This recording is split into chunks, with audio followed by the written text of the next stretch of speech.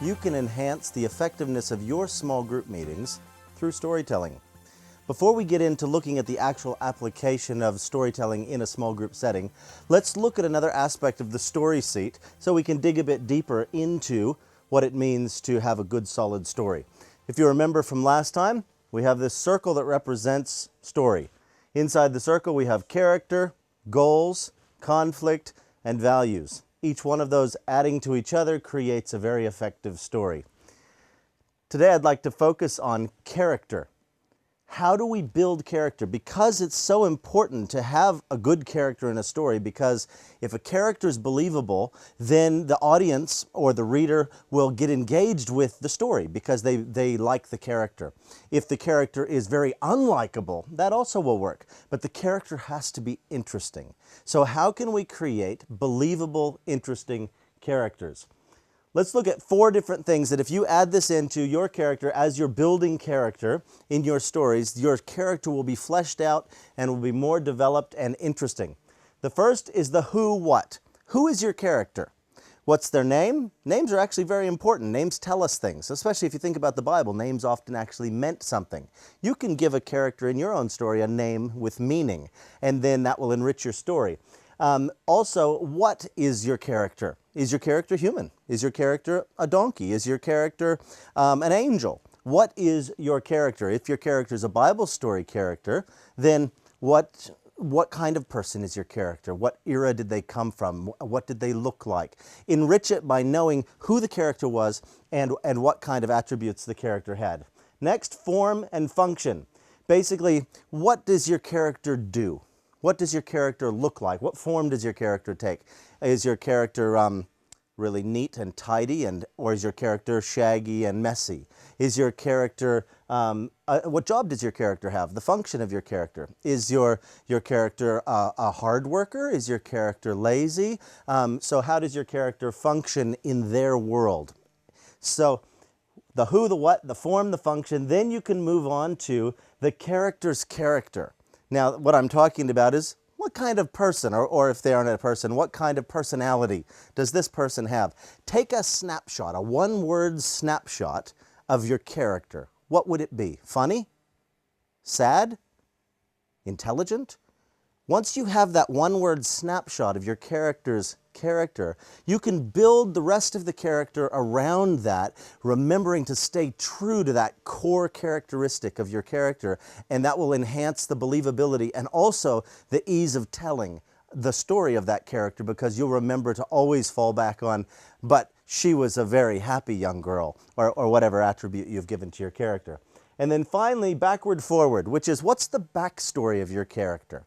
If it's a Bible character, you can actually look if there's details. What happened before the story you're telling in the life of David, or before the story of Gideon in the Bible? What happened before that? What were the other judges like? And you can look at the backstory behind the character. It usually would be the actual character's own life story, but sometimes it might just be the stories that happened before this character that built the character to who they are.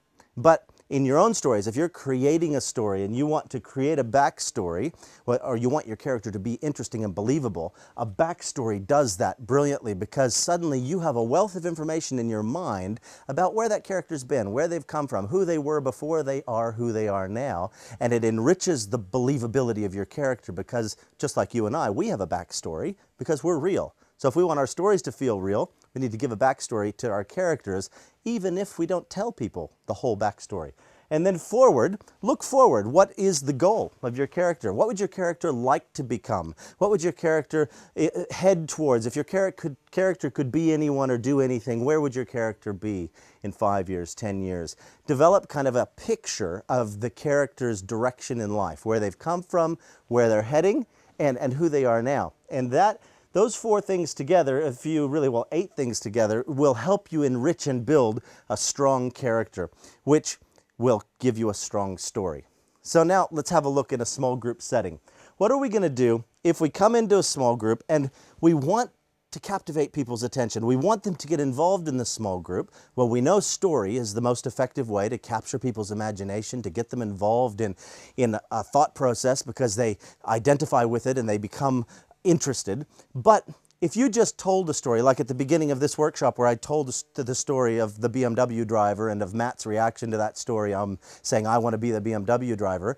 If I was to tell both of those stories at the beginning of a small group meeting, that would take 10 minutes. And that's not the way you run a small group. You want to give things in little bite-sized chunks and then let other people be involved as well. So these are 3 key things that I think are very important in a small group.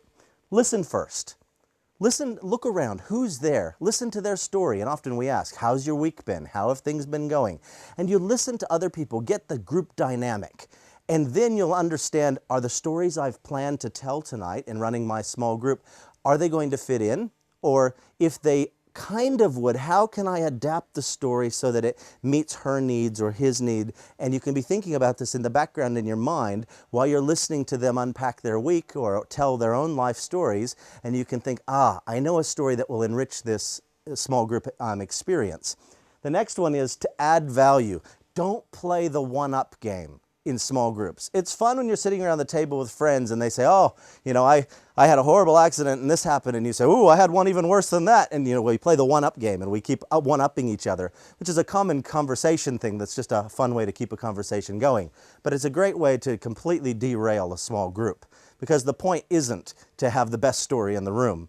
The point is to head where you're going with your small group discussions. So try to just add value to the actual content of what it is you're wanting to have happen in your small group this night. Or this day when you're having your small group. So to add value, look for stories that fit in to the life of the people that are there, and tell stories in a way that doesn't overtake the whole scene. Short stories, and stay on topic. I actually have a challenge I give to myself when I run Sabbath school, or not when I run a Sabbath school class, but when I sit in on one.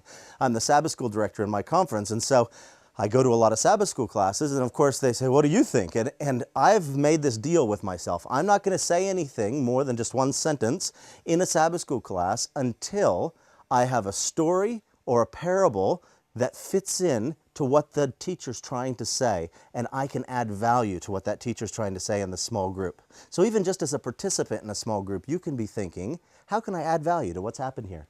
And finally, ask questions. There's nothing like a good question. We often like to have the answers, and we think, oh, if I have a good answers to all the questions, then, everything will be settled at the end of the meeting. But really, good questions open up things, and they get discussion flowing. And you can run a small group beautifully with 3 questions if you plan them and think about them ahead of time and get a good grasp on the content of where you want to head, and then ask questions based on that.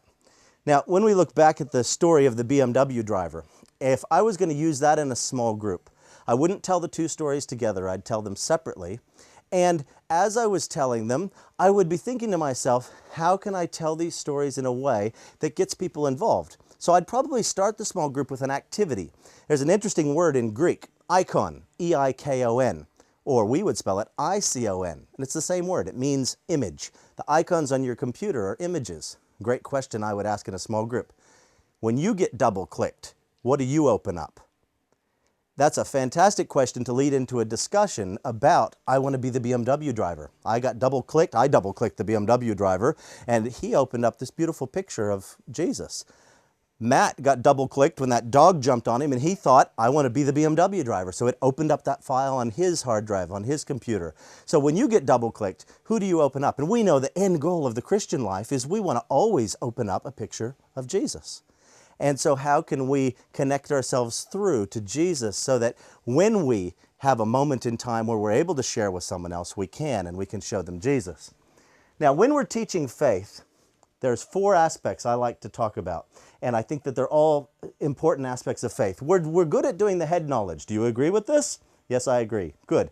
Then you belong to our faith.